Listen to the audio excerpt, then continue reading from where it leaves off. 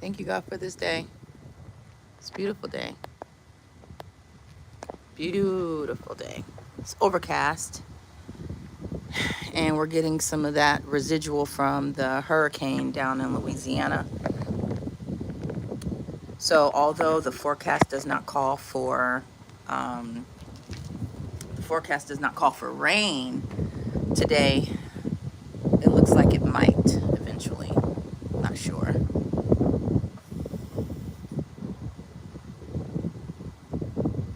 But anyways,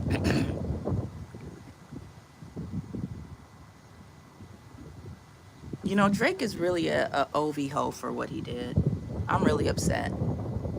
I really am upset. The fact that he put a cease and desist on Kendrick Lamar's performance to stop him from playing America's anthem.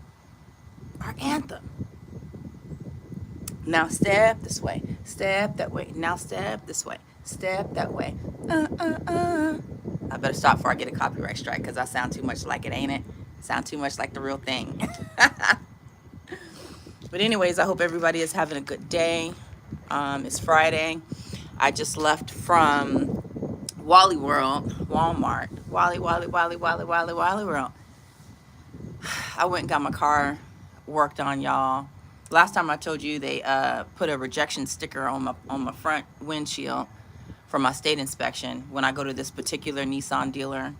And I swear I'm not going to them again because I feel like every time. And then even after I left and they put that rejection sticker on there because they said I needed a new tire and new wiper blades, my car started kind of sounding really funny and weird. Oh, this guy has allergies. Ooh, I don't know if y'all can hear him. Ooh, I hope that don't blow all the way over there. I mean, he's at least 300 feet from me, but I have a feeling the way this wind is blowing is going to reach me. Gee, he's still going. Bless you. Yeah, my car started wobbling and doing some weird things. I was like, y'all, yeah. Because even after my road trip, I wasn't having no issues. But for some reason, when I took my car to them and they said, you didn't pass this inspection, you got to get these new tires, my stuff started wobbling. They know what they be doing. They know what they be doing. But anyways, I put out a short about getting service work at Walmart. And I highly recommend to not do that. Don't ever do that. You know why? Because you'll be tempted to buy everything. Even if you don't normally shop at Walmart, everything I saw, I wanted. And it's always when I'm broke, when I already spent a lot of money, that I want to spend more. And I think that's a bad character trait. I got to figure out what that is and why that occurs. But somebody asked, did you go back and buy stuff? Yeah, I did. I gave in. I did. Because even after I got the little message saying, because I was like, let me just leave the store and not be in here looking at everything that I want. So I left the store, walked outside, did a little short talking about how Walmart know what they're doing, and came back, got my keys, and I said, I need to just turn around and leave. But I did not. I said, you know what? My son really needs that jacket because it's going to be raining soon. I got to. So I grabbed them some other stuff. Everything I got was for my kids. So I don't feel so bad. But one thing I tell you, no, I'm not high. I was about to say something that's not true. But yeah, I'm not high. I don't do drugs anymore. But dang, you done knocked me off my square, right? See how easily I get distracted? Oh, what I was going to say was blessings, how blessed I am, because when I originally went in on Tuesday for a quote for the tires, the lady quoted me $225. That was for 2 tires. Now, mind you, Nissan wanted to charge me $171 for 1 tire, so she charged me $222 for 2 Goodyear tires, along with the rotation and stuff like that. So when I went in this time, and thank you for that like, I appreciate you. So when I went in this time and paid for it, the total was $197, and I said, oh, I think you might have the wrong one. I was quoted something different, and she said, you are blah blah blah. Nobody can pronounce my name, right? So she was like, "Are you Mo Nissan?" I said, "Yeah, that's me." And I was like, oh, "Okay." So that's one reason why I went back and got this up, because okay, I spent $30 less than what I was quoted on Tuesday. So I'm like, God is good. I got the extra money. Let me go ahead and get these things. What can't? But you know, when you go in and you say, "Okay, I'm gonna just spend this much," no, it's gonna be more than that. Walmart and Target. Target, I can never go in Target and spend less than $80. $80. Well, now it's $100. Before, $80 was always the minimum that I would spend when I go in there. Now it's a minimum of 100, 110 because of inflation. Oh my God, what is that? Okay, that doesn't bite. So, um, yeah, God is good, because through all of that, I still have money left over to do what I need. That's what's important. The fact that I still have things, money to take care of the things that are necessary in order to survive and go day to day and everything. But anyways, happy Friday. And one other thing that was really awesome about being in Walmart is that everybody in there had a good attitude. All the workers had a good attitude. I was like, yo, I said, you know what? It's Friday. Everybody must have got paid, because everybody was in a good mood. I'm talking about, there were like 2 older black men, and one by one they would come by, and all of them were either singing or dancing, right?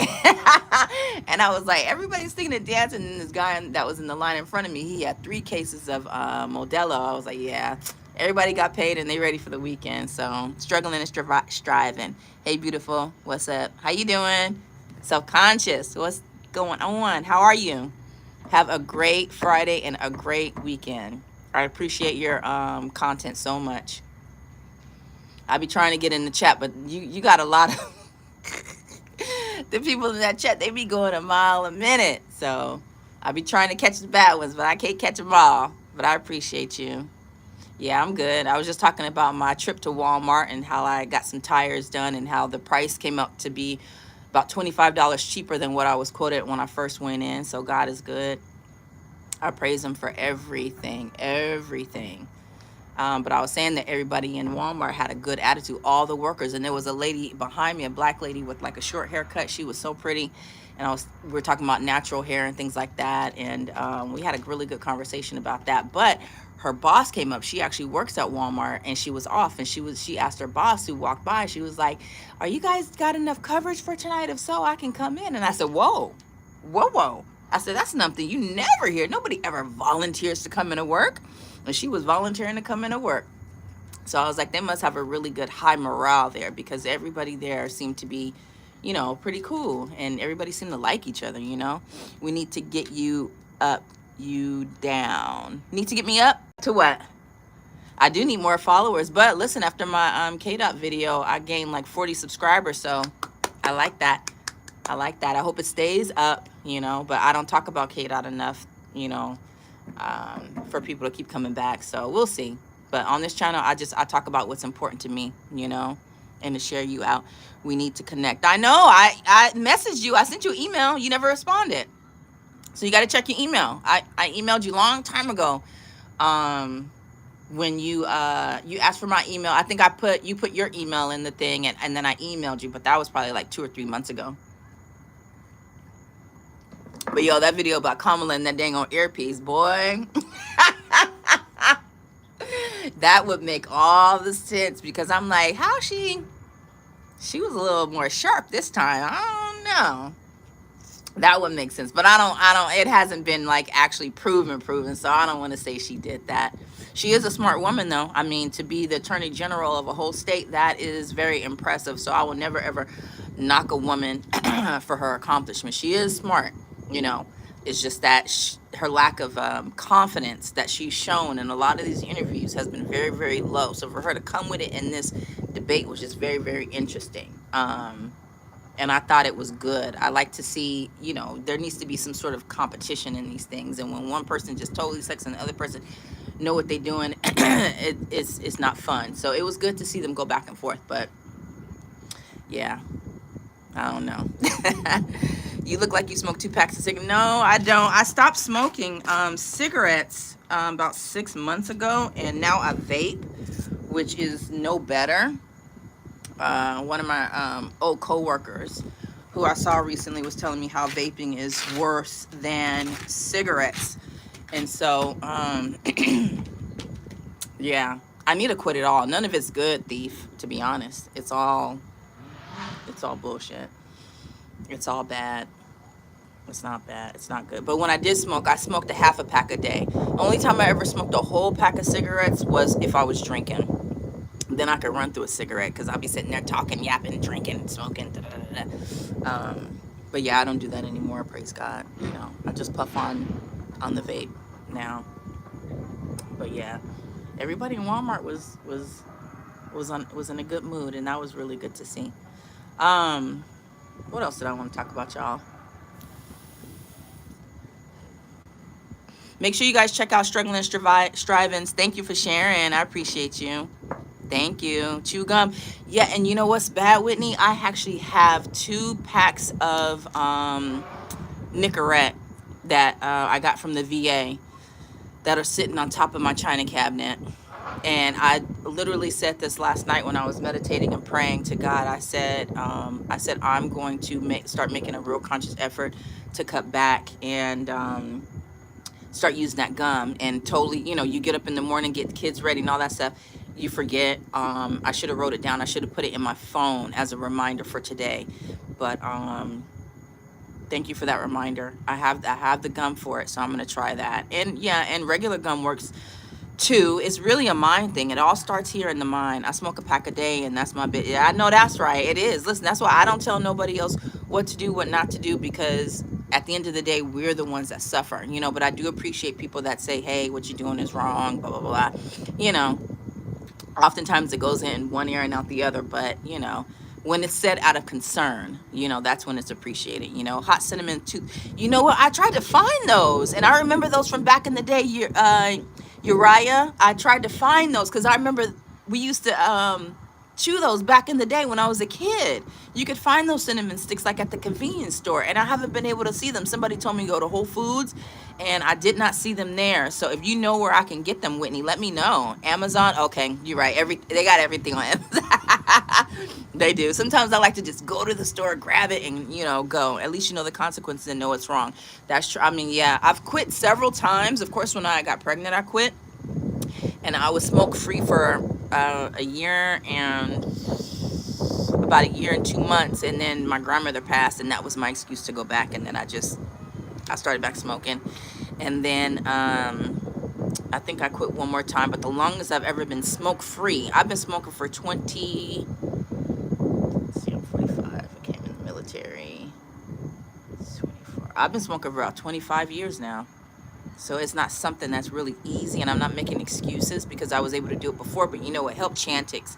If you guys ever heard of a drug called Chantix, I don't know what they put in it. That shit is strong. It does something to your brain chemistry that makes you not even want to smell cigarettes. The first time I used Chantix, I used to love to be around people that smoke because I love the smell. It did enough for me. But when I took it the last couple times, it didn't do that for me, and it actually messed up my sleep pattern. It you know, the older you get, things don't work with your body chemistry the same. But I'm trying to get with you ASAP. Okay, come on up. You're in Florida or South Carolina? I don't know. I feel like every time it's somewhere different. I know you be making moves though. I put forth the effort to stop, and that's just that. Yeah.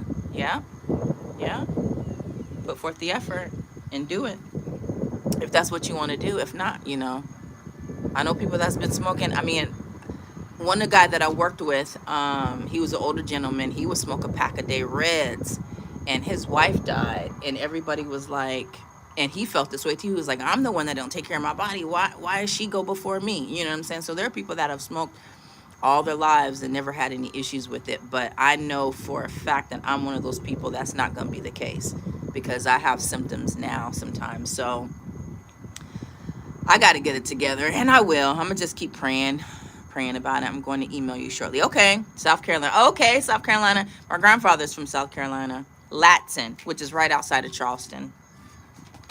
I've been up there a couple of times. Place is hot as hell and humid too. That's one thing about them southern states. I don't really consider Virginia southern. I don't know, maybe because the food sucks here. Nobody can cook. I don't consider it southern. Stroke, yeah, it does. You know, my mother had a stroke at the age of 38, I remember. And it was partly due to her smoking for sure. But then when she developed congestive heart failure, that's when she quit for good. And I don't want it to get to that point. Yes, pray always helps everything. Prayer helps in everything. And I tell my son, pray without ceasing. That means just even in the smallest of things that you consider to be small, pray about it. And that's what I do. I wake up praying. I pray throughout the day. Just, let me get to my final destination safely. Let me get home safely. Let my son be safe during the day. So, all of that, everything. Somebody getting on my nerves. Lord, please help me to control my emotions in this point or in this moment. Pray without ceasing about everything, big and small. Oh, he's so cute. I will put the camera on him, but he's a little boy. Blessings, Queen. Open-minded. What it do? I don't know if have you guys ever watched. I put a short up of a lady that I like watching. She be doing the mukbangs. Zen Within. She is funny. And peace and blessings to everybody in the chat. Appreciate that. Open-minded. Yes, everybody needs that peace. I go by the name of open-minded because I'm open-minded. Nice to meet y'all. That's right. Being open-minded, you have to be. Being closed-minded gets you nowhere. It literally puts you in a box. People who are closed-minded can't see beyond themselves. So being open-minded, that's a good thing.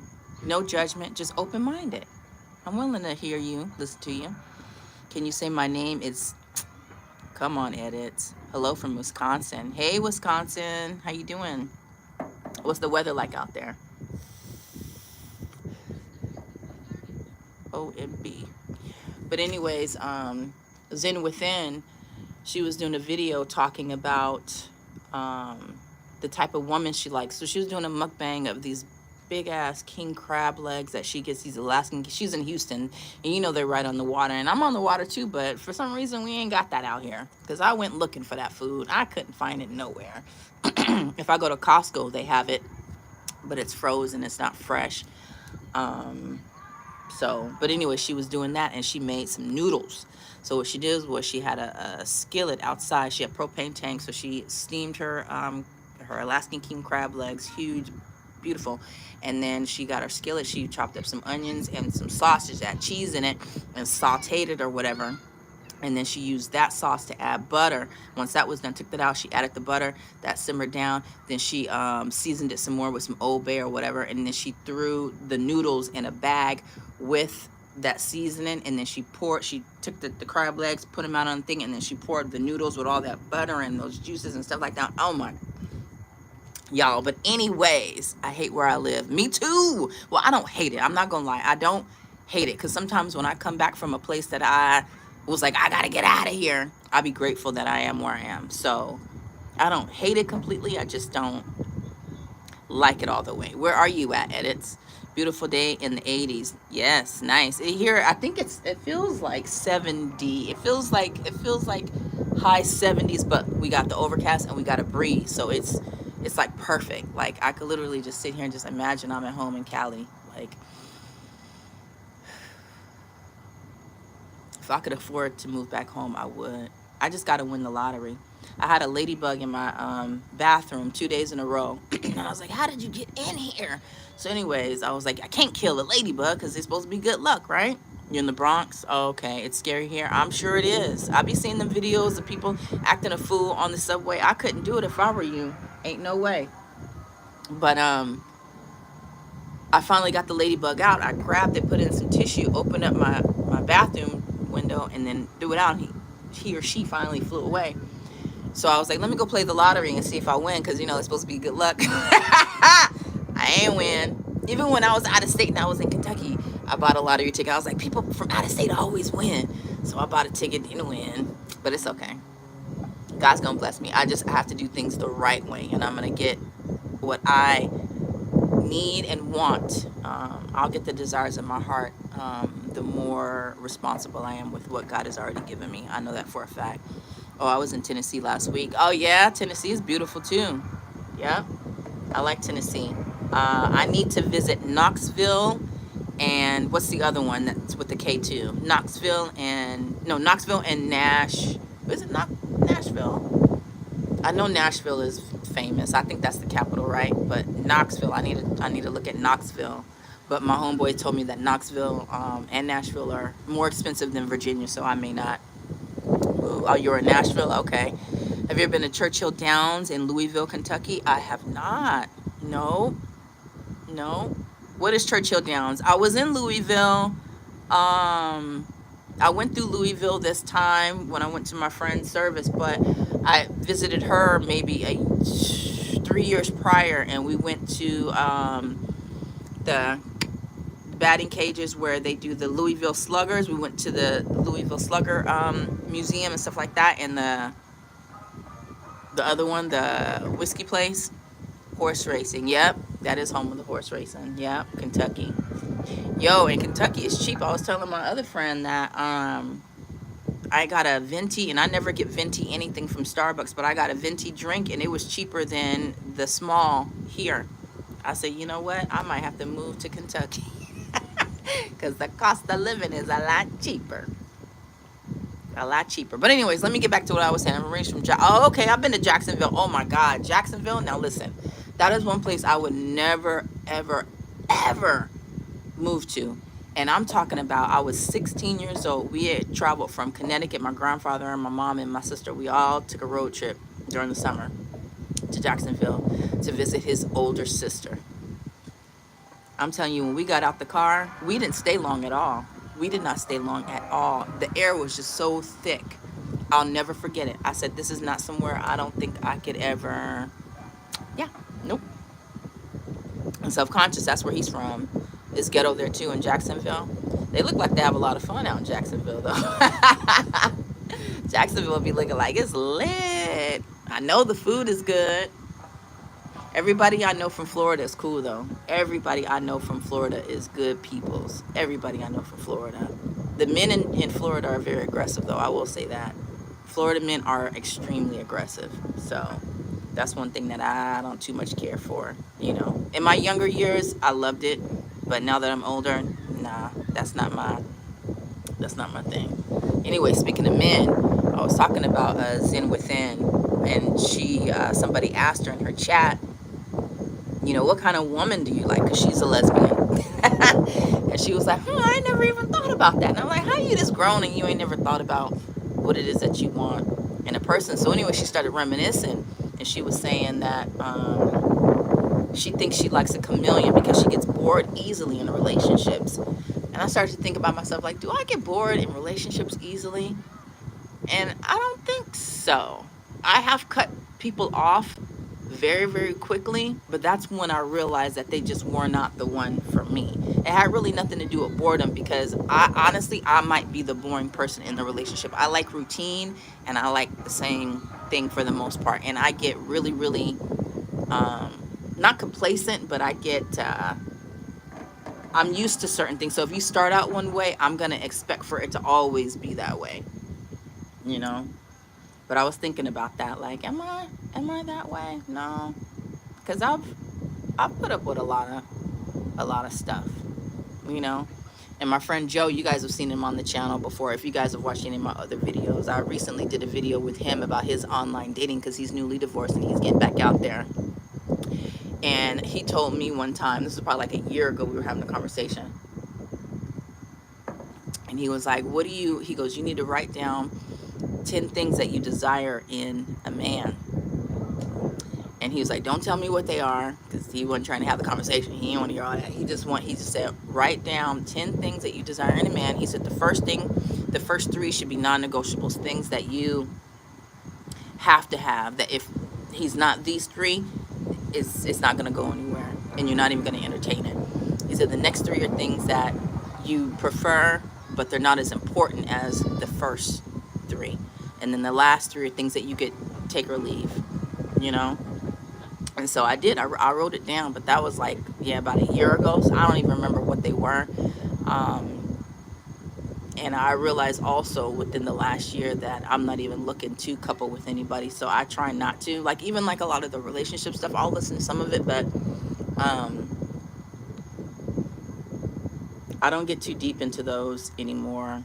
Listening about, you know, being a good partner and what we should be looking to a partner, because I'm not really looking to partner at this point, you know. Um, but one day, it teeter-totters. I go back and forth. You know what I'm saying? Some days I'll be like, oh, I want somebody. And then some days I'm like, I could leave it, you know? Um, yeah. I've had a couple of people flirt lately, but that's about as far as it's gone, you know? Maybe I gave the energy that I wasn't really interested, you know? But I don't know. We shall see. We shall see. Yeah, the last person I entertained, I that solidified that I wasn't ready to start dating because I wasn't willing to put in the energy and the effort. People require a lot of effort, and I think we miss that. We're mostly concerned about what we want, and we're not thinking about what the other person may need or what they may be going through, you know? And now that I'm older and I'm becoming less selfish, I realize that my actions and my words have to be appealing and pleasing to them as well. And I have to actually care about, you know, how they feel about things. You know, it's always been really about me. And I ain't gonna lie, you guys, I used to be a bitch. Like, it was my way or the highway in all my relationships. Um, and some men like that, some men don't, you know, but it was never really a problem for the most part. Um, but I'm older and wiser now, you know. And another thing that I noticed about myself, or at least that I realized about myself, was that back then when I was dating, and I probably came to this realization about maybe 5 or 6 years ago, was that every void in my life, I was expecting every man that I got with to fill that void. All of the stuff that I went through as a child or as a teen, and the things that I was missing from, say, my mother or my father, I literally was expecting that man. Like, I thought to myself, your job is to do X, Y, and Z. Your job is to fill this void and to make me be happy. I literally thought that's what it was. Now, don't get me wrong. I do believe that when you get in a relationship, the other person is supposed to add to it, not take away. But at the same time, it is not their job as another just human being trying to survive in this crazy world to fill the voids that you should be looking to God to fill. I've never married, but I've been with the same man for 20 years. Really? Okay. So you common law married then. You married. According to somebody. May I ask why you never married? Is it because you didn't want to, or things just going so good you're like, eh? Or has he never asked you, or do you guys have kids? I'm being nosy now. You don't have to answer that because it's really none of my business. I'm just asking. I got married once. I was too young though. We both didn't know what we wanted. We just thought that we couldn't live without each other, so we did it. And I will tell you, the moment I said I do, I knew I effed up. I knew I made a mistake. I said, Lord, forgive me. But I did everything that I could to make it work. We did counseling. We did marriage counseling. We went to the church. We even took a marriage 101 class. And in that marriage 101 class is when I realized we should have never been together in the first place. And I said we should have took marriage 101 before we even got married. But we did it backwards because we were young and dumb. I'm doing a surgery every day for live streamers on YouTube. You don't have to answer, not trying to hate on your answer or anything if you do answer, but T or K24, not trying to get into all that, just asking. Oh, a survey. You're doing a survey. Okay, so T or K, what does T or K stand for? What does T or K stand for? 24. And then, but what kind of surgeries do you do? Are you a surgeon? Are you a surgery tech? Gotta go soon. So I had to ask that now. Oh, okay. Come back and let us know then. Hey, Mara, how are you doing? I love your channel and I love the stuff that you put on your community tab. I'll be trying to check it out, some of the stuff that looks interesting, but a lot of it be good. Keep doing that. I appreciate it. I want to get married. He's divorced and has 2 grown kids. We live at his mother's house. Not a good situation. Oh. Yeah, that can be difficult. Does he know that you want to get married? I'm sure you've told him in 20 years. What's keeping you there? I mean, because after 20 years and he hasn't popped the question and he's not in a position where he can, doesn't sound like he can take care of you. I'm not trying to encourage you to leave, but I'm just saying, like, do you think that you can't do better? Is that why you're still there? You know? Because I could imagine being with somebody and then being under their parents' roof is probably not the best situation, but I also understand the economy right now and that it is hard for everybody. Oh my gosh, my screen just went black as soon as you started reading my comment. Has anybody else glitches now? Yeah, you guys let me know. Oh, you're still glitching. I'm sorry. Thank you. Your background looks so peaceful. It is. I'm at the park. I'm at the park. I'm at the park with the kids. My kids are at school right now. My kid, rather. I just got one. He is still at school. He should be on the bus right now on the way to his after school program. Then I'm going to go pick him up and then we will start our evening. Um, but yeah, I was listening to a lady who does videos talking about people who have been evicted and people that have gotten their cars repossessed. And just she hates Pookies and Pooknugs and Sharkeishas and Keishas and Bonquishas, right? So her channel is dedicated to clowning them, right? And it's entertaining and funny, but at the same time, I think sometimes we don't put ourselves in the place of other people, which is unfortunate. Just like open-minded says, you have to have an open mind. You have to literally, you have to put yourself in other people's shoes to fully understand where they're coming from, because until you've walked a mile in my shoes, you will never understand and you will never know. So she gets on these people a lot, right?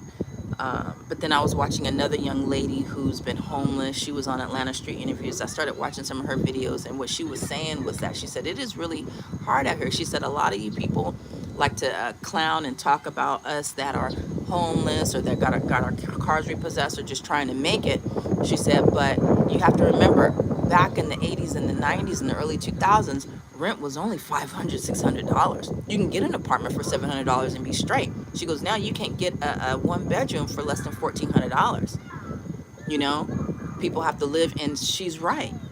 She's absolutely right. Things are not as easy. I mean, I see so many videos and just have personal conversations with people that are just struggling. They're working so many hours and it's hard for them to make ends meet, or they're just barely making ends meet to where they're literally just working only to survive. They can't enjoy anything else. So I just really, really want to encourage those that are going through, those are struggling, those that don't have food, that can't afford food, that can't. This economy is gone to shit, and that's why I talk so much about Trump and Kamala, because I feel like the economy should be at the forefront of this election. They should be doing things to ensure that the economy gets stable so that people can breathe a little bit. Nobody should have to work 7 days a week. I'm sorry. That's not right. And the increase, I don't know if you guys saw this, but in my last video, Virginia just reported that there's an increase in black male suicides. An increase. That should tell you something. These guys are working so hard. Not just black, but everybody is working so hard just to survive. Our economy should be at the forefront. And you guys talk about, oh, well, gas is going down. Gas is cheap. The Biden administration is doing something. No, I want you guys to understand that the price of gas lowers when the demand for gas lowers. You do understand that, right? The demand is low. Why is the demand low? Because nobody can afford it. I literally saw a guy put $2 of gas in his car, and that just broke my heart. When COVID first happened and people weren't able to get gas and stuff like that, I used to put gas in people's cars for them. I can't do that now. But to see somebody put $5 on pump 7, $2 on pump 1, it's very disheartening, and something's got to change. Absolutely, that's right. Let's talk about it with Mara. Go ahead and check out Let's Talk About It with Mara's channel, you guys, when you guys get a chance. She talks about strained relationships and narcissistic parents. Very good stuff, very deep stuff, you know. And whether you've had a narcissistic parent, I think watching some of her videos will help you be able to identify narcissistic character traits in people. You know, sometimes we be in relationships and something just don't seem right, but we can't really just put our finger on it. We can't tell what is it about this motherfucker that I just don't like. And oftentimes you look up those narcissistic traits and you be like, that's it. That's it. But check out Struggling and Striving's channel. He's a pro-Trump channel, but he be kicking knowledge. He is a felon who got out and changed his life, and he's doing something positive for the community. Struggling and Surviving, and let's talk about it with Mara. Cece says, I truly love him. He doesn't have a job, and neither do I, because I've had some health issues since having a heart attack. Oh my God, you had a heart attack at 38? God bless you. How are you doing? Are you recovered or what? How are you doing? So is it still affecting you to where you can't work? Heart attack at 30, that is very, very young.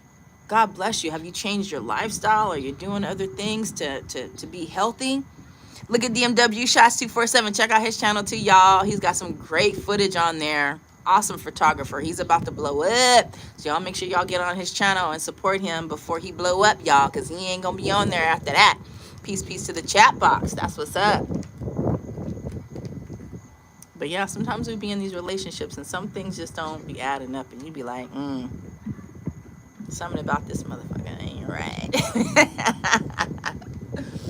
I've dealt with them. I think because of my personality, I attract a lot of narcissists, you know. But part of the key to that is acting like you don't know that they are narcissistic, you know. But once you know those traits, it's very easy to identify those types of people. And with narcissists, the only thing you really can do is just to cut the relationship off. Or, in my case, I take what I can get out of those people and use it to my advantage, and overlook certain other things if it doesn't directly affect me. You're welcome, Shots.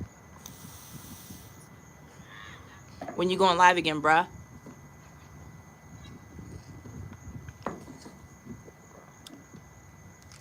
But yeah, did you guys hear about the young lady who was deleted by the Uber driver? I've heard so many. What exactly is a narcissist? You have to go, if you Google DSM-5 narcissistic traits. The thing is this, it's one of those words that people do use loosely, okay? They use the word narcissist, but if you look on the DSM-5 and see what a narcissist is, there's a slew of traits. And to be honest, all of us, every person has at least one or two narcissistic traits in us. Does that make us a narcissist? No. You have to exhibit a majority of those personality traits in order to tell if somebody is a narcissist or not. But one thing I will tell you about narcissists is that they have an inflated sense of self, and a lot of the backhanded things that they do, they don't think you are smart enough to recognize what it is that they're doing. They think they're being slick. So I can't tell you the full definition, because there are traits that you have to go off of to determine if a person is narcissistic. What up, Judge? Salute. How you doing, Judge Dredge? Y'all, Judge Dredge is hilarious. He be in the chat going in. I always laugh. And he loves to cook too. I am a narc if I love myself more than any. No, absolutely, heck no. That don't make you a narc. We're supposed to love ourselves, right? God first and then us. Because if you don't love yourself, ain't nobody else gonna be able to love you. Period. You're supposed to love yourself, you know. But they say one of the most narcissistic traits is somebody who is self-centered. You know, there's a difference between being self-centered, selfish, and having self-love. Okay, you can love yourself, and the way you love yourself, people will be able to tell if you love yourself by how you take care of yourself and how you treat others. You know, but being selfish is when you just disregard everybody else and your needs come before everybody else's, when that might not necessarily be the best thing at that time, in my humble opinion. Okay, peace, Judge. Yeah. So yeah, I don't know. Life is funny. All we could do is the best that we can with what we got, right? and look out for ourselves. That's all we can do. And just keep our eyes out. You know, a lot of times I was listening to Nuri Muhammad. I was talking about something else, but I lost track because the judge came on. But Nuri Muhammad, he talks a lot about relationships. And he was talking about, us not really giving people enough time or enough chance to get certain things right. And I feel like we are in a society now where if you see one red flag, you're out rather than working with that person. And that's something I've learned to do is to, now the last guy I was involved with, we were in a relationship. He was at my house every damn day. I tried to work with him, you know. He had flaws, I have flaws, right? And because I have flaws, I was willing to overlook some of his flaws. But when we have a conversation about it and I'm honest about how I feel or how something makes me feel, and you say, okay, I hear you, I'm listening to you, I'm going to do better, and then you continue to not do better, nah, you and Miss Sweets could be twins. You think so? And you do that, it's not going to work. So I think there are certain red flags that we have to pay attention to, and certain things we just can't overlook. I think we are in a society now where people's tolerances are very, very low. And the first time we see somebody do or say something that we don't like, we're quick to cut them off. And that's something I've learned to not do in probably the last, let me see, Bishop is 9, 7 years. 7 years. Because I was the cut-off queen, like, explain the definition of narcissism. Check out the definition of narcissism. Just what he said. Type in DSM-5 narcissism, and it'll break down all of the traits. And if a person has a lot of them, we're not psychiatrists out here. We're psychologists, so we're not diagnosing people, but it's something to look at, and it is definitely something to be studied. I know that I have a couple of narcissistic traits. I do. I don't think I am a narcissist, though. I don't think. I'll have to look over that list again just to see.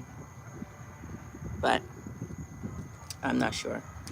But yeah, we're so quick to cut. I used to be the cutoff queen. And so let me tell you what happened. This is when I realized I have a problem. I had a homeboy that I worked with. And he told me months before, hey, I'm going to start this medication or the stuff that I got to help me bulk up. He goes, and I ain't going to lie, sometimes it makes me moody. He goes, so just be aware. I'm like, all right, I forgot all about it, right? Next thing I know, he's acting all funny towards me. Like, we used to chat during the day, talk about our kids, da-da-da. And he stopped talking to me throughout the day. He was just all about the work, and then had no extra conversation or whatever. And I'm just like, what is he on, right? And I used to be just like, And so I was like, you know what? He gonna act like that? F him. I'm gonna just come to work, do my job, whatever, right? And I was feeling some kind of way, and so I went to my last text chain with him. What up, Ace? Know thyself. Read it. That's right. You got to know thyself. You have to. Because if you don't know yourself, somebody else will show you who you are. And they'll know how to trigger you and push buttons and everything else. So you got to know who you are. You better know yourself. You better know what triggers you. You better know what makes you happy. You better know what motivates you. You better know all of that. You better know what voids you have in your life that you got to work on. Facts. Happy Friday, Ace the OG. Y'all check out Ace the OG's channel. He be on it too. He's a veteran as well. Salute. Wrong hand, but probably at least that is what the media pundits say, yeah. But yeah, so anyways, y'all, I went to my last text chain. And in my last text chain to my coworker, it was him asking me what time we were meeting at the track, because I was trying to get my run time down because I had a PT test coming up. And I realized, damn, I said, I'm willing to cut this dude off, and this dude is taking time after work to help me train so that I could pass my PT test. I said, I can't do that. That's when I realized I had a problem with just cutting people off for the smallest, slightest things. So you know what I did? The next day, I went into work, and I just told him how I was feeling. I was like, you've been acting strange. Like, what's up? You know what I'm saying? And he was like, he goes, really? He goes, dang, Mo, I ain't even realizing, man. He goes, okay, so you remember I told you I was going to start this medication, or I was going to start, it was basically some type of steroid thing he got off of, I don't know where he got it, but it's something that he got to help him train. And he was like, I started it. He goes, and yeah, he goes, I'm sorry, man. He was like, I ain't even mean to be like that or whatever. But just even after having that conversation, sometimes that's all it takes is just a conversation with somebody. Just talk about it. You know, don't talk about me. Talk to me. Tell me what you got a problem with. We could always work it out. Have a conversation, a civil conversation, and come to a meeting of the minds. You know? He says, peace, salute, Sun Tzu. That's the one that wrote The Art of War, right?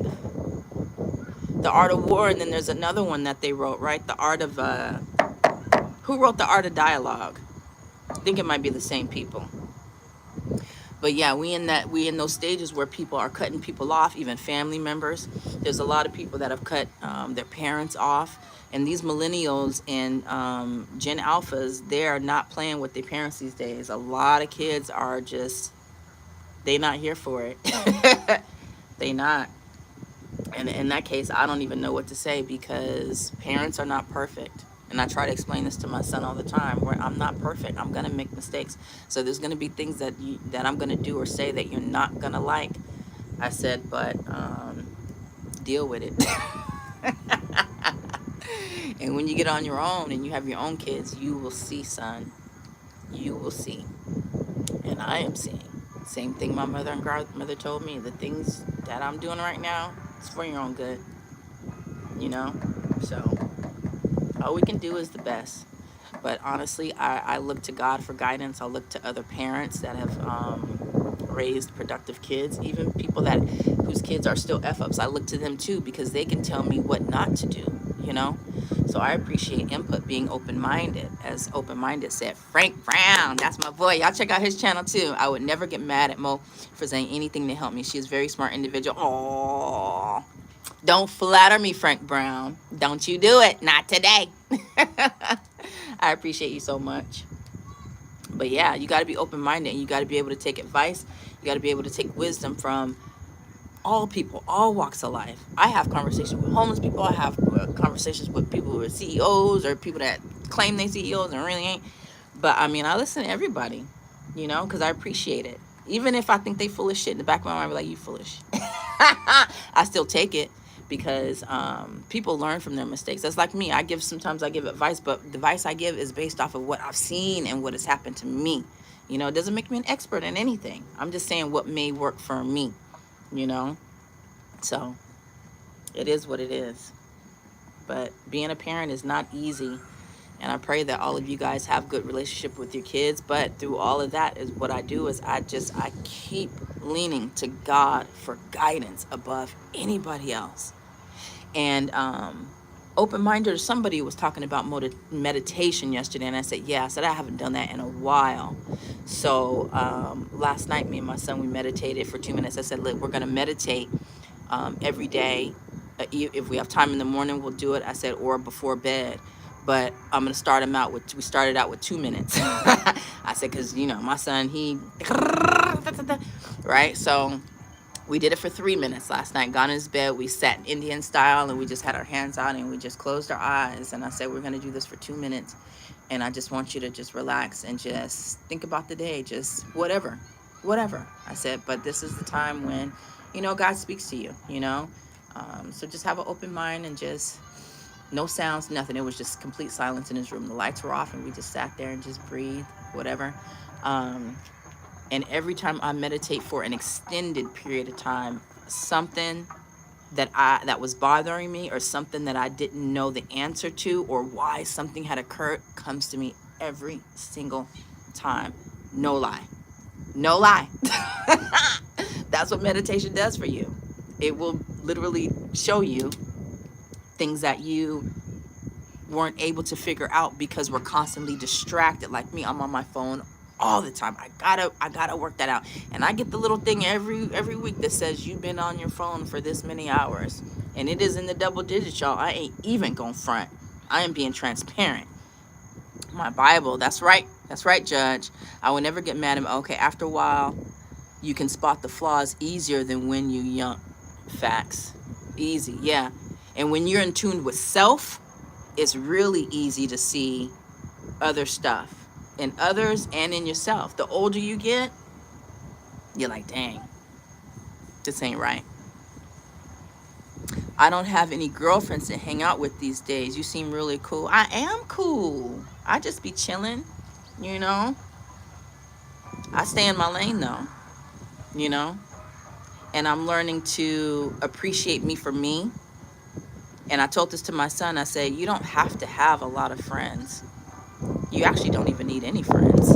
It's nice to have, but God has to be your friend. When you feel like, because at the end of the day, when you're dealing with other humans, it's just, there's always something. It's never smooth sailing. There's so many facets that we have to worry about and that we come up against when dealing with other people who are also flawed. And sometimes I'm okay with not having any friends.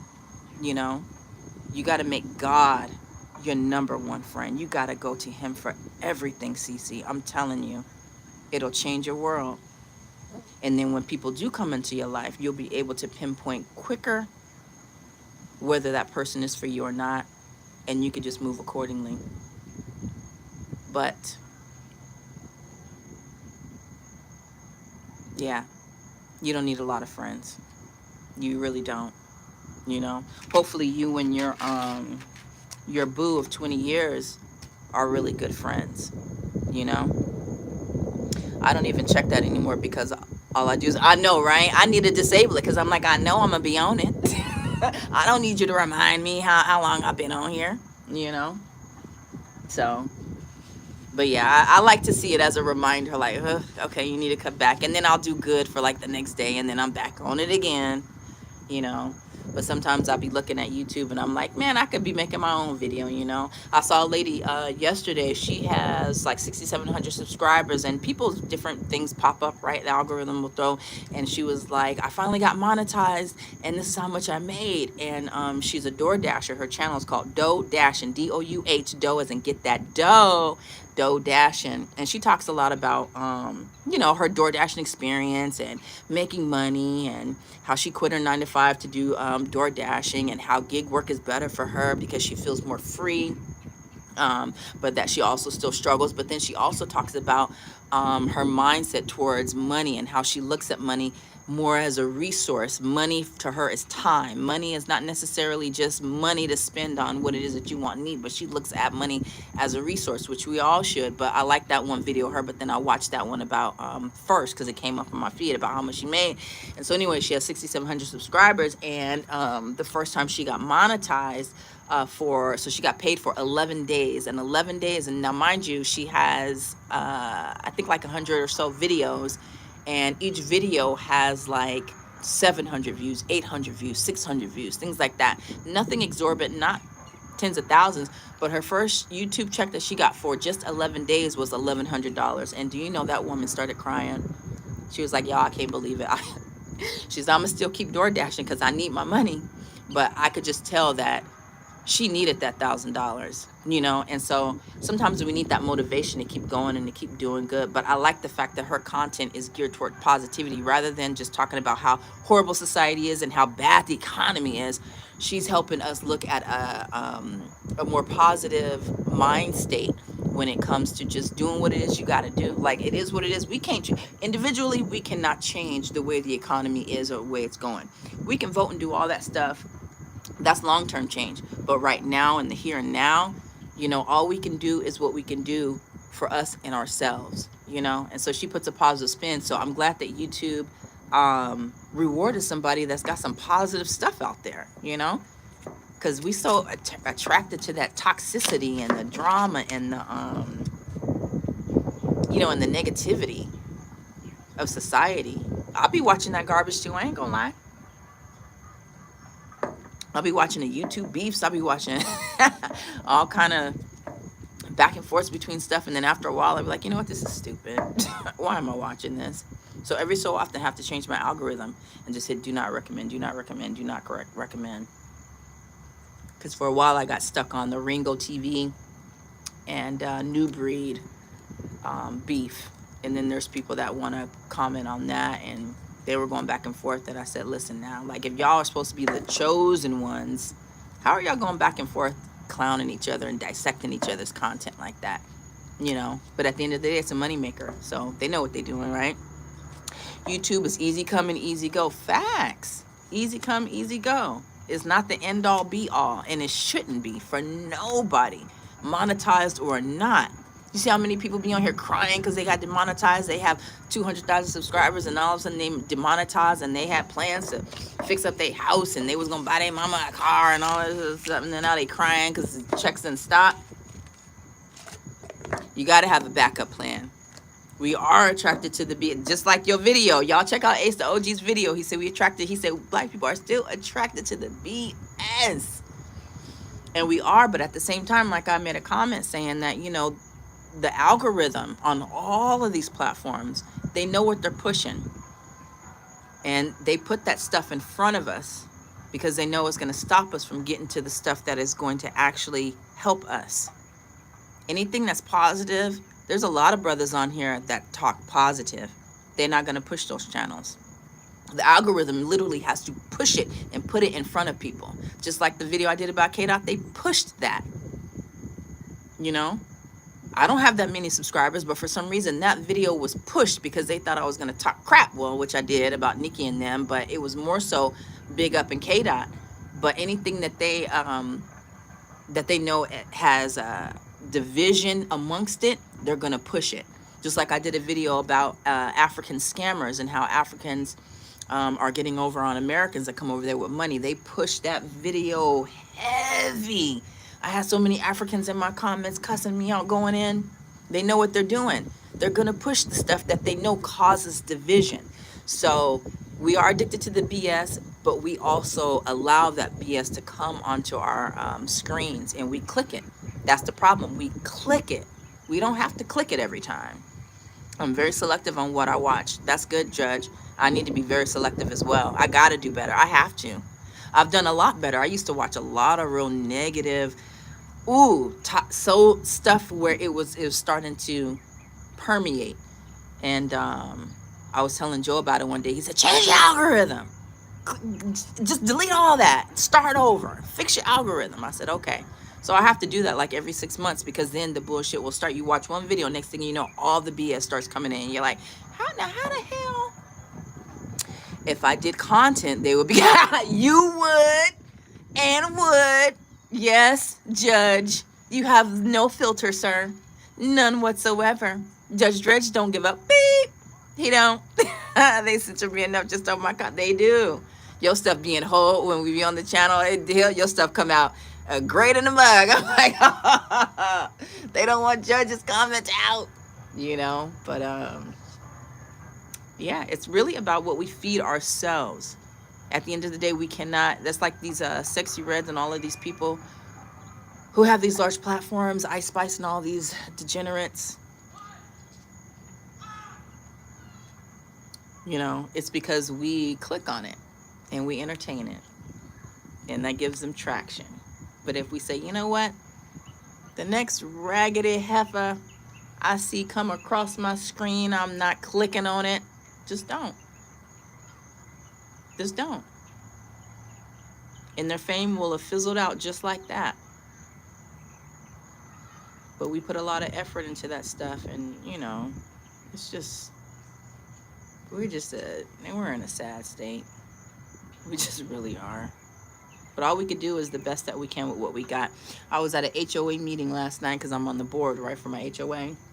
And I live kind of in the hood, right? Like, we've had 4 burglaries. We had a raid where they found some machine guns. And I'm so glad they raided that house because, anyways, one of the owners was there. And she was a black lady. And the way she was talking about other black people in our community was just really sickening to see.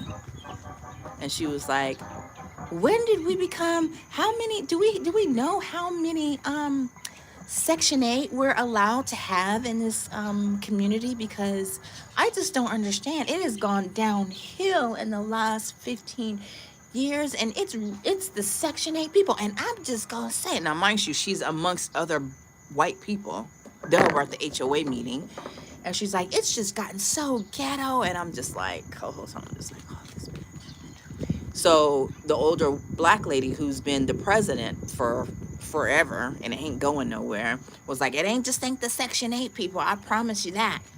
It be just the regular renters, it's not just the Section 8.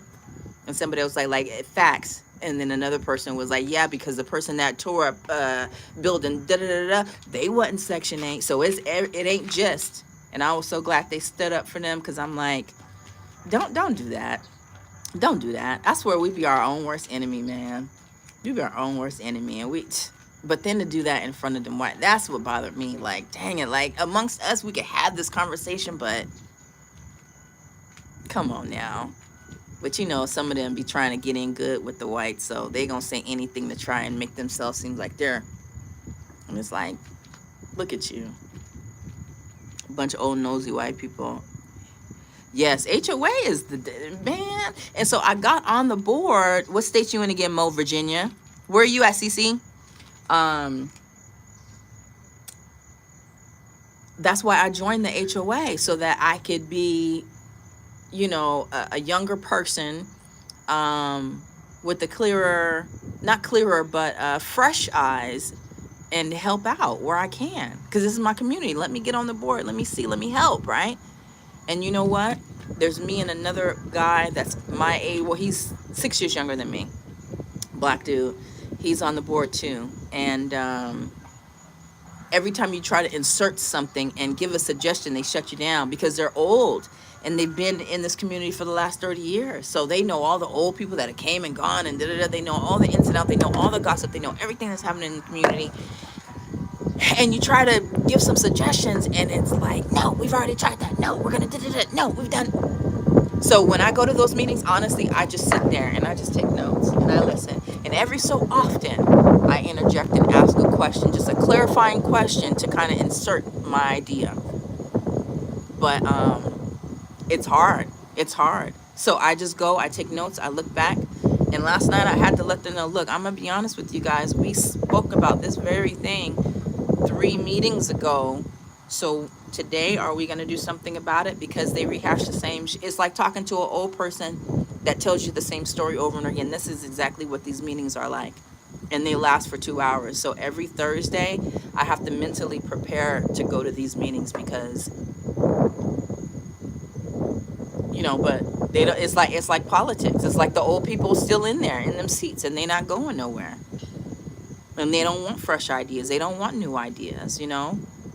People come in, other people that live in the community, write their grievances down, and they make ideas and stuff like that. And they're like, oh, we can't do that because. And so I'm just like, oh my God. So we literally have to wait for people to pass away in order to really make changes. You know, they have something like that is going to have to happen, I think, in order for us to really be able to make change. Oh, you're in Wisconsin. Okay. I'm white, and we'll say white people know that. You ain't lying. I'll tell you what, when I go to like dinner parties and things like that, when I'm around white people, they ask more engaging questions about who you are and what you do than when I am around my own people. My own people could care less. They don't really care to get to know you or what you do or anything like that. On YouTube, it's different. They do. But in real life, when I go to whatever, black people, for the most part, no, we keep to ourselves, and we don't like to ask other people too much about what it is that they got going on. But when I'm around them, oh, they will ask you everything in the world. Where you're from, what you do for a living, how long were you did this, did you do this, da-da-da-da. Facts. What part of Wisconsin are you in? I told my landlord, if you want this rent, don't tell me nothing about what no HOA say. I know that's right. They don't allow renters at our HOA meetings. Really? Well, the thing is, we might I mean, at our HOA, you wouldn't be able to tell if somebody is a renter or not, but the renters don't really care anyway. It's usually the people that own the property that might come to the HOA meetings. But yeah, for the most part, everybody that's there. But we got a guy that he owes a lot of money, and it's like, I thought if you didn't pay your HOA, that your house could be put in a lien, but they haven't done that, and this man hasn't been up to date on his HOA in 2015. So I'm like, you mean to tell me I don't have to pay this $555 every January if this guy's getting away with it? You know, so I don't know. They're not good at what they're doing, but they think they're so smart. So it's like, and you can't tell them nothing because they're older. You know, so it's frustrating. It's frustrating. That's why I hate going to these meetings. And I'm like, man, once my little 3 years is up, I'm out. I would just keep doing what I do, engaging with the kids in the neighborhood. I like to play catch and stuff like that with them sometimes, and I give them popsicles during the summer, stuff like that, and chat with them because they sit on my stoop before the bus, because my house is right in front of the bus stop. So I roll up my window and cuss them out sometimes, tell them stop cussing while cussing. But nobody's touched me yet because I mind my business. I go to, I drop my kid off. I do what I do at home. I stay to myself. I don't be in nobody else's business. I stay to myself. I try to engage the kids only. I don't talk to nobody else. I don't have men coming in and out of my house. I don't be smoking. I don't, I just do me, and I think that's the key really to healthy living and being in an environment. Now I stay strapped. I do. And anytime I leave the house and I know I'm going to be home late, I always have my strap on me. But I keep it in my house, and and I have ADT. I got cameras. I think cameras is a good deterrent. If you live in an apartment, or if you having cameras is a good deterrent, because people will think twice about effing with you if they know you got cameras. So I don't think there's anything paranoid about having cameras. I think it's really good deterrent. And I got the big ADT sign on my back door too, so they know what's up. Maybe I should put a sign say we're armed here. But then that might be asking for trouble. They don't allow renters. Okay. On the border of Wisconsin and Illinois, it's an hour and a half to Chicago. Ooh, okay. How do you like Chicago? That is one place I still have yet to go. Chicago, Miami, and Colorado are the 3 places in the U.S. that are on my bucket list. I have to get there. I want to go to that Taste of Chicago that they talk about. I think that would be nice. And I want to try Chicago pizza. I've had pizza in the airport of Chicago, but I didn't like it. The crust was like this thick. Ugh. I was like, that's why they call it a pie, because it was like too thick. I was like, this is too much bread. I don't know if all Chicago pizza is like that, but I gotta try Jerk 48 that be on Corporate Business, his channel. He always talk about Jerk 48 and that jerk pasta. I got to get there to try that. So, but yeah, I want to go to Chicago one time. Not to O Block. I ain't trying to see O Block. And I ain't trying to see no Venezuelan migrants either. I just want to go to the cool parts, look at the stadium, and do what I do. Cameras don't stop nobody in Texas. Yeah. I believe it. Is that where you at, Judge? No, don't tell people you got. Make them want to break in. Oh, okay. Makes them want to break in? Really? Okay. Yeah, I keep it to myself for the most part. I'll talk about it here on YouTube, but like in person, no. I made that mistake one time, and a guy shot in front of my house. That was about 3 years ago. I told him I'll protect my property, and he came back and said, I'll show you. So I won't do that again. But yeah. Anyways, y'all, it is 3:59 Eastern Standard Time. And I'm going to... Oh, you're in Houston. I was just in... Well, not just in Houston. Last summer, I was in Houston. I got a cousin that lives in Liberty City. She's got a salon out there. And then my son's grandmother lives in Houston. She lives in Houston. I don't know what area it's in. She lives off of Lima Street. Lima, whatever. She's over there. But Houston is cool. Good food, of course. That's one thing I do love about Texas, is some good food out there. This food sucks in Virginia. Don't come here expecting to eat well. I'm thinking, it's close enough to the South. It'll be good. Nope. And that's where that YouTuber I was talking about, Zen Within, she's in Houston. And every time she shows seafood on her channel, I'd be like, oh my God, I got to get there. But I tell you one thing, I'm never going back to Texas in the summertime. Never again. I thought I wanted to move there. I had a realtor in Dallas and I had a realtor in San Antonio. And the temperature was between 104 and 111 the whole time I was there. I can't do it. Thomas Maddox, what you doing? How you doing? You better show him yours is bigger, so he best wait. I know that's right. Pull out that big ass Glock or a shotgun. That's what I need to get. I need a shotgun for real, for real. I got a 380, but I need a shotgun because just the sound of that alone will stop a motherfucker in his tracks. It's okay, but not for everybody. True, it's not for everybody. I mean, I was stationed in Texas for a little bit. No, I did tech school in Texas. Was I ever stationed in San Antonio? No, but I've been there TDY plenty of times. Loved it while I was there, but that's because I knew I was going home. So I thought I liked it until I got there, and I was just like, it's too hot.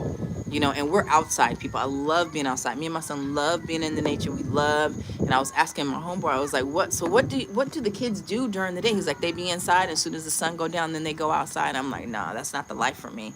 I can't do it. I'm not gonna be able to do that. I love to be outside in the sun. So yeah, I don't think I can do it. That racking would make anybody think twice. Okay, stop you in your tracks. Like, y'all remember OG Bobby Johnson, that movie South Central, where that little boy got? Then all them BBs went and spread across his whole back from that shotgun, double barrel. No, absolutely not. You know, it's hot right now. I know it is. It's cooling down here, Judge. Yeah, we got a nice breeze. Beautiful overcast, but I think that's just residual from Louisiana, the storm. So it might storm later tonight. I don't know. I kind of hope it do. Nobody come outside. Exactly. And when I was in Houston, it rained, but it didn't do anything. It didn't cool anything down. It just made it more humid. I was like, ain't this about it? I was like, ooh, it's raining. Okay. Nope.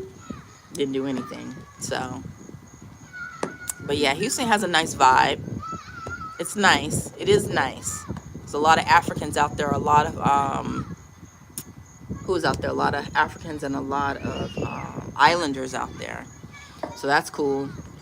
I like that scene, but nah. Y'all got a high STD rate out there too.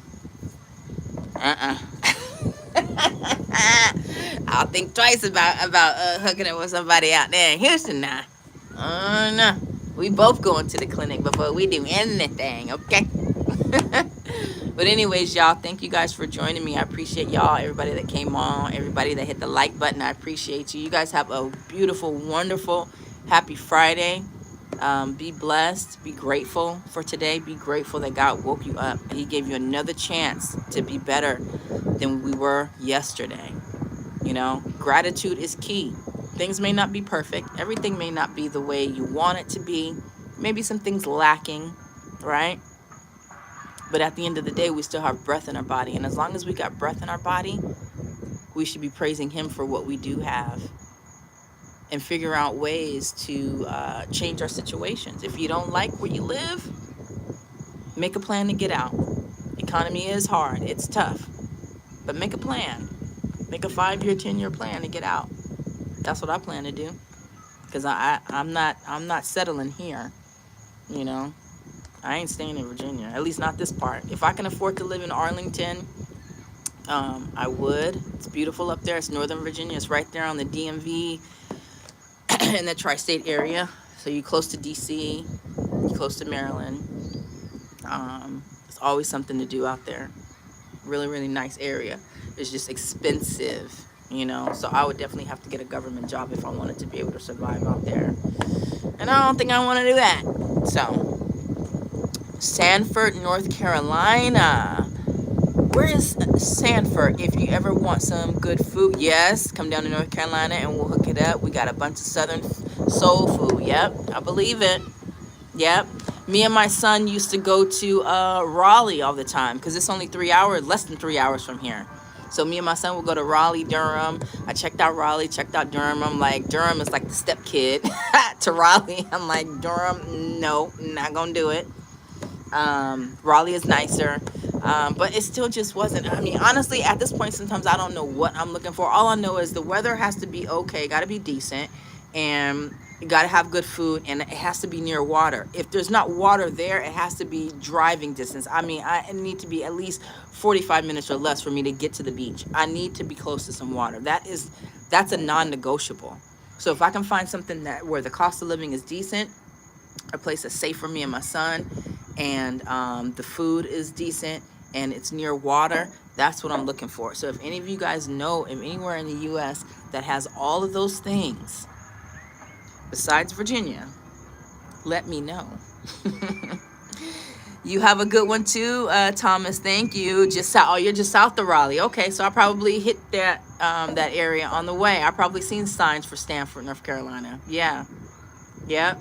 I'm gonna have to go back out there and check it out. You know, through different eyes, through different lens of, okay, if I relocate, what am I looking for? You know, type thing. So anyways, you guys have a good one. God bless you. Take care.